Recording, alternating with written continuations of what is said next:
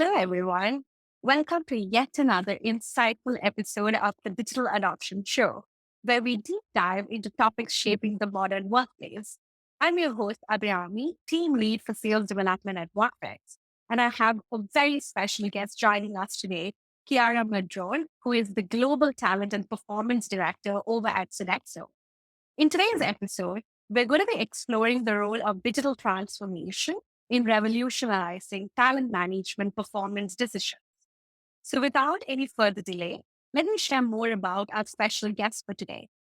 In her current role, Chiara is responsible for managing talent and performance processes globally across all of Sodexo's various entities and regions. This involves overseeing processes like performance reviews, calibration, and talent identification at Sodexo. Prior to her current role, Chiara worked in learning and development, setting up functional academies and leadership programs. She has over a decade of experience working across multiple different talent management roles at large scale global companies, right from Sodexo, Unilever, Canon, and so forth. We're really excited to have you on the show today with us, Chiara. Thank you so much for having me today. Absolutely our pleasure. So, Chiara, just to start with, why don't you tell us a little bit about yourself and your experience at Sodexo? Absolutely. Firstly, for those that don't know Sodexo is one of the largest employers in the world, providing services in food and facilities management, with a workforce of about 430,000 employees globally. We are present in 53 countries, so we have plenty of complexity to deal with in our roles. And I guess the benefit that comes with that is, of course, that diversity is a true strength, is how we really manage the business. And we describe ourselves as a people business. So there we go. You can imagine in the HR space, there is plenty of opportunities to add value. And myself, I have actually joined Sodexo a little over a decade ago, having spent some time before in other large organizations, predominantly focusing on learning topics. And I truly believe that in HR, we have a unique opportunity to facilitate experiences for our employees. And my work has been targeting how to reconnect those experiences with the organizational leads for identifying talent, managing performance, and ultimately deploy retention strategies through building an emotional connection to the organization. That's fascinating to hear, Chiara. In fact, I mean, it's very rare to talk to someone that has a decade of experience and really specializes in everything that they have done. So I'm really, really excited to dive into that. But since we have a lot of heavy duty topics ahead of us, I thought maybe we can start by breaking the ice. So I have advanced just a couple of rapid fire questions to see how to really get to know you a little more. So I hope you're ready for those questions now. Okay, let's go. So right, I'm going to shoot it. So if you could switch roles with anybody at Sodexo for a day, who would it be and why? Okay, so I think it would probably be with our CEO, Sophie Bellon, and I would actually do a little bit of a strategic switch. So Dexter is an official supporter for the Paris 2024 Olympic Games. I would actually wait for the switch a little bit towards the summer so that I can be present at the Olympics opening ceremony. So I'm sure it will be an event to remember. So there we go. We can do the switch in that specific day. It will be perfect for me. Oh, that's really smart planning. On that specific day. Perfect. Now, if you could eat one unusual food and you've been served that at any restaurant, what would that be? Well, I must admit, I'm not generally very adventurous with food, but a few years back, I had the chance to go and visit Reunion Island, which is a lovely little island in the middle of the Indian Ocean. There, I tasted guinea pig, so both foods have been a bit odd. And it is a local delicacy. And, sometimes you just need to go and trust the locals. So that's what I did. And I must say, it was actually quite delicious. So there we go. Trust the locals. Would you eat it again? Yes, I would probably actually. It's interesting to connect the food with the culture and how, of course, we were in a sort of social context and friends really wanted to show the local culture. And so this is one of their ways to show the local cultures and get me to try sort of the local delicacy. And it was a beautiful moment, actually, and one that I will cherish for sure. Well, absolutely. I mean, I think that definitely counts as adventurous to me. So I would definitely say you're pretty adventurous when it comes to food. Okay, Chiara. If you could implement any outrageous office policy at Sodexo, what would that be? Right? Or treasures. I guess we need to keep it politically correct. Anyway, so I would say, well, funnily enough, so Sodexo have got a practice that I quite like. So we have safety moments or diversity moments in which we bring focus to a topic around either safety or diversity at the beginning of a large meeting. So I would actually switch that and make it all about something fun, a joke, some sort of, I don't know, joke time Friday or joke time, I don't know why it's always Friday, maybe joke time Wednesday. We know how smiling, how having a positive outlook really helps to reduce stress. And so I think it will be a very good initiative for the well-being of our employees to have a time in the week in which everybody brings a joke to a meeting, being virtual or non-virtual, and so that we can have a little bit more smiling in the working context. No, I absolutely love that. I feel like we spend so much time in our meetings having a joke or a smile to walk away from would be so much more fun. Well, I Yeah. hope you bring that forward. Okay. So now what, Chiara, is the most memorable talent management mishap that you've had to encounter? And I'm sure there's been a lot given your decade-long career. Sure, there's absolutely plenty, but I guess the most memorable are always the one that unfortunately you see very often happening or you hear very often happening. So if we think about something memorable, I would think about something that is recurring and unfortunately recurring. And often I observed it both in organizations that I work with or even from the stories you hear from your friends or from other colleagues working in different organizations. And I would say is when talent management is actually looking outside the organization rather than having a deep understanding of the talent that is already employed within our organizations. And so I think this is really something that makes me a bit sad every time I hear it, because I think we often think that the neighbor's grass is always greener type of thing. But actually, there is plenty of talent and potential in our organizations currently, and often is overlooked because the next shiny thing just probably sits elsewhere, or we think sits elsewhere. Yeah, absolutely. I think we hear that quite a lot where most people tend to feel overlooked after a certain period of time. So it's wonderful to have leaders that can really give them that spotlight and look deep within before going outside to see what might already be there. So I Yes. love that.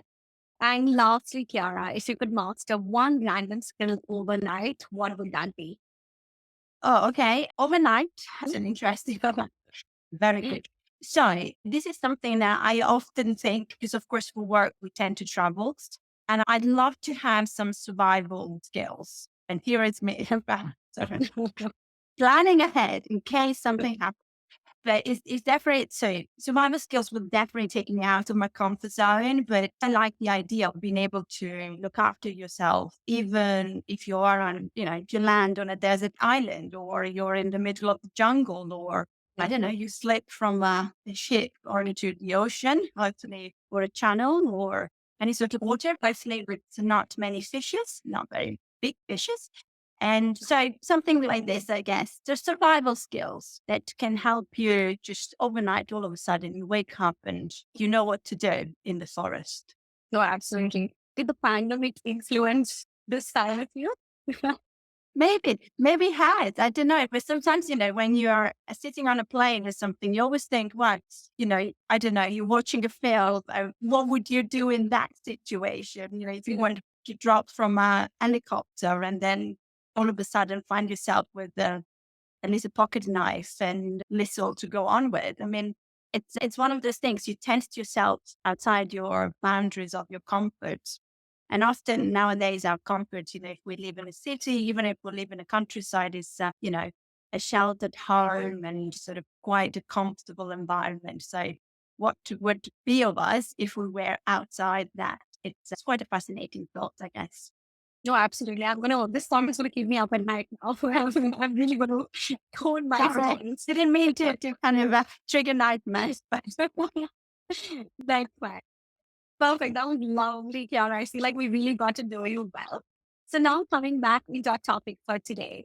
So, Chiara, I have to ask you, how do you think digital transformation has really impacted the way organizations identify and attract top talent these days? right. Well, in my view, technology has democratized many things. And for talent identification and attraction, is meant that you have on your fingertips many profiles to do so many things that we do at organizational level. So you can build succession pipelines, you can expand, reaching new skills for your organization. You have many starting points to build diverse talent pools, and all of that is in the public domain. So, the sort of the type of data that we can find anywhere that now we professionally share quite regularly and without even thinking about it. And I think within an organization, digital transformation specifically has meant that if your employees have a strong sense of belonging, and even if they have a medium sense of belonging, really, and if your digital platforms are relatively easy to navigate, you often are data rich. You have many insights on your employees. It is how then you filter, you sort, you make sense of it that truly makes the difference for both the organization and the individual. You can now provide personalized action experiences. You can support employees to realize their aspirations and align personal purposes to the organizational one.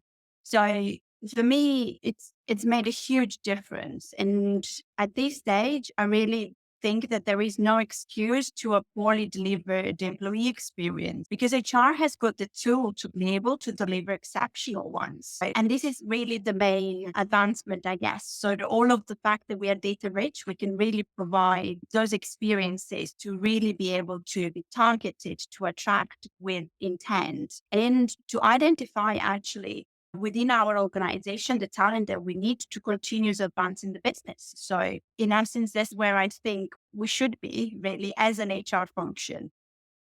Well, that's really lovely to hear. And it's a very interesting perspective, especially when you say that there is really no excuse for delivering anything better than a great onboarding experience. And so, no power to you. So, Chiara, what specific digital tools or technologies have proven most effective in enhancing the talent mobility process? So I'm just going to take talent and mobility maybe from a bit of a wide sense and incorporating in this reflection sort of also all that traditionally will sit around talent mobility. So I'm referring to your identification processes as well as performance assessments or any other assessments you may run within an organization. And also, I'm just going to stretch it out into what is a clear employee value proposition and then sort of a culture that fosters mobility, because all of these are components around the mobility concept. And Sodexo has recently gone through a change of technology and moved to SAP Success Factors. Now, of course, we are a very large international organization. We needed a partner that could deliver in many languages within the legal parameters of many countries. But in essence, if I look back at our previous experience, the feedback that we often got was that the experience wasn't really seamless. And we had many tools and many piecemeal tools that used to do different things at different point in time into the employee journey, but they weren't really coming together for the manager, for our people managers to navigate their team's data, nor the organization's data. And so organizationally, what we've done is we've seen in success factors many functionality that help us as an organization to move the needle in delivering this holistic experience for our employees. And for experience, I incorporate mobility and I incorporate all of the different aspects of talent management within the organization, because our employees don't see it as talent or performance or something else. They see it as a flow, as a journey. And one day they might be needing to explore a different opportunity within the organization. But another day, they might be needing to get learning for actually performing in the current role. So it is really in the flow and on demand. So we're looking to move now onto more of a marketplace type of functionality and finally close the gap between the project work, the continuous learning for our organization, so that actually we can finally leverage our skill and unlock more career development opportunities for our employees across the board. And this also means across geographies, across the country boundaries. And we really want to unlock all of this. And we've done it through moving to a one technology that really is helping us through deliver this type of experience. That's really interesting to hear as well, Chiara. In fact, my next question is really around some of the answers that you've given here. Since you mentioned that being data led is really the way to pave the way ahead, what we'd really like to know is what types of talent management data and insight are you now able to generate within the new systems? Many, absolutely. And this is also another reason why we have transitioned into a different technology. And we are actually continuing a journey that started a few years back. Because, of course, being a data driven organization doesn't really, it's not a switch that you flick on and off. Unfortunately, it would be very long if that was the case. But it's really a journey. And it's a journey in which, we have many of our HR community to bring with us, but also many stakeholders that we need to continue bringing with us into this journey. So we want to become more data-driven talent function. And the newest system is providing many opportunities to discover what's the art of possible in the really. And so I think that one of the best choices that we've made along the way of this transition was really about tidying up and make our data architecture extremely sound. Because before, for a number of different reasons, we had a legacy of a data architecture which wasn't very much standardized, nor very comparable, for example, from a geography to another. And so putting in place a sound data architecture really will enable us to be much more precise and rigorous in our insights. And so with these transitions, we have now also linked compensation and talent much more tightly in a job architecture that integrates both sides, so that we now can filter data by job family, by function, by job level. So you can already see I'm starting to paint a picture here of all of the different things that we can start to extract from this data flow, simply because we have been able to put our house in order. And then we also have linked that architecture onto competency areas. So now we have competency areas assigned to functions, and this will allow us to determine then areas of development strengths. And then we can be more targeted about the development specifically for pool of individuals. So many things that we now started to put in place.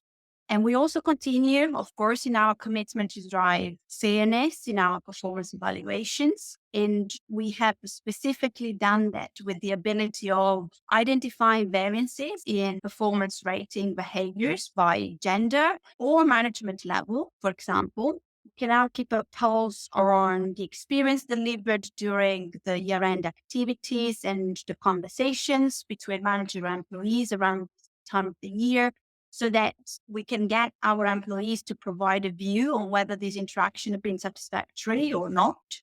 So this is other aspects of, the data architecture and sort of this, how do we use the analytics to actually drive much better, much targeted and rigorous decision making. And finally, the data insights are only helpful, of course, at an organizational level for the view they're making the policy decisions, but it also is going to be redistributed as a value back to the individuals. We can now generate insights in your own performance, project yourselves and your competency level of future opportunity with the organization, and generally increase transparency and organizational processes for our employees. So there is a value chain that we have redistributed. So it's not only valuable for the organizational, and of course, having all of these data points, it's the field day for someone in data analytics. But there is also elements that actually that value needs to be redistributed back to our employees, and to make sure that they make the most of it, that they can understand where they are within the organizational context, so that they can understand better and have a better awareness of where they can go in the next step within our organization. Wow, that's so interesting. I had, in fact, no idea that data could be leveraged in so many different ways, from talent mobility, performance ratings, and so forth. So that's something that I've definitely taken back myself, I'm sure. So, Chiara, just doubling down on that question, what are some ways that you have been able to leverage, let's say, the system's capabilities for calibration and analytics?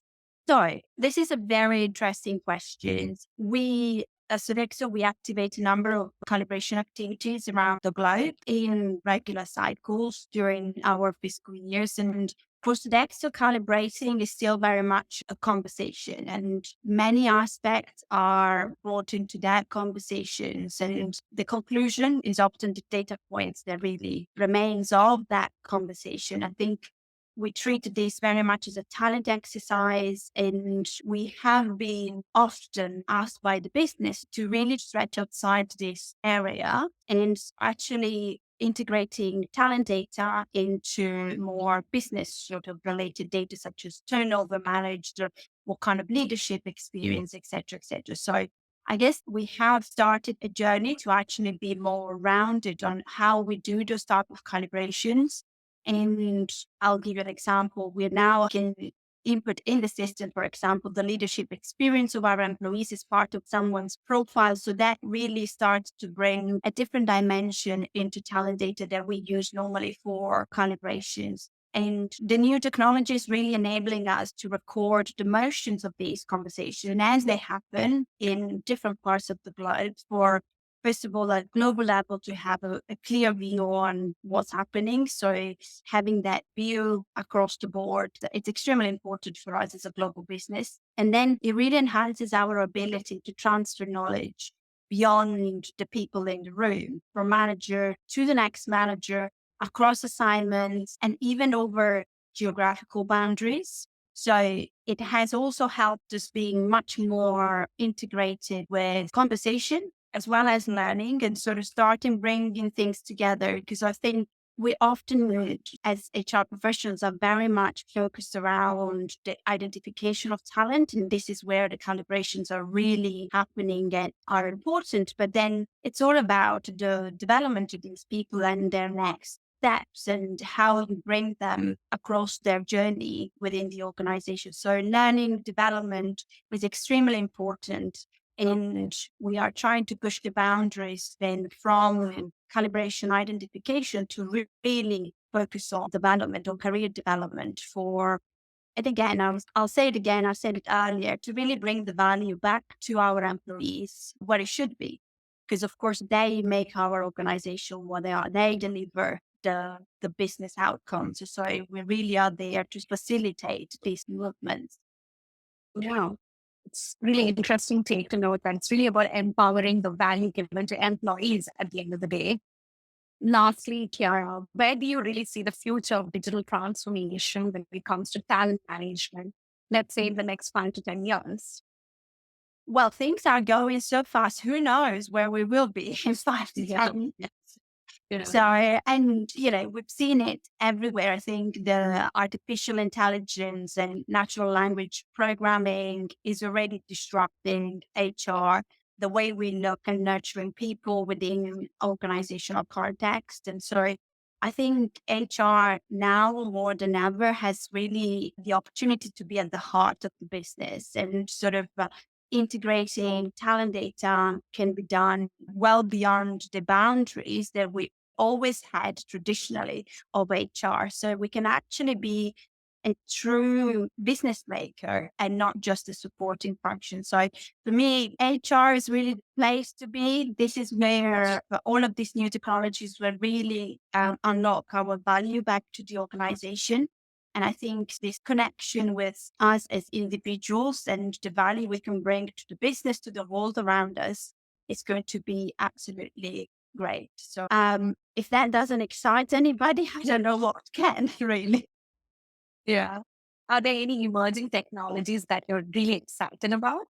I think that anything voice activated is going to be a game changer, especially if you think about the context of Sodexo. We have many employees that are at site level and often speak many languages. The difficulty we have in such contexts is that, of course, their literacy is not at the same levels as others. So really the voice activation, I think, will really help us reach those type of employees that naturally have been just on the recipients or more face-to-face type of interaction, etc. Now we can actually look at doing things digitally with them that we've never imagined in the past.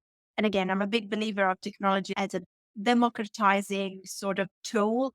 And so I'm really looking forward to see how we can then embrace much more than the management population, and how can we make talent and opportunities also very much tangible for all of our employees all across the world, regardless of the role that they play in our businesses. Absolutely. And on that note, I think we've reached the end of yet another fantastic episode. I'm sure our audience has learned so much about the role of digital transformation when it comes to talent management, driven performance decisions. So here we are at the end of the digital adoption show. As parting thoughts, Chiara, we would love to know, what is your personal motto to success? Oh, I my personal motto. Okay, I'm not sure I have one, but I would say it's okay not to have all the answers. Nobody does, and actually, sometimes questions, a bit of curiosity, and a bit of fun can do wonders. So that may be just a closing thoughts from me. Thank you. That's beautiful. So thank you so much, Chiara, for joining with us today. And thank you to our listeners for joining in as well. Don't forget to leave a review on Apple Podcasts, Spotify, YouTube, or any other platform that you guys are tuning in from. So stay tuned until next time for more insightful discussions on the future of work.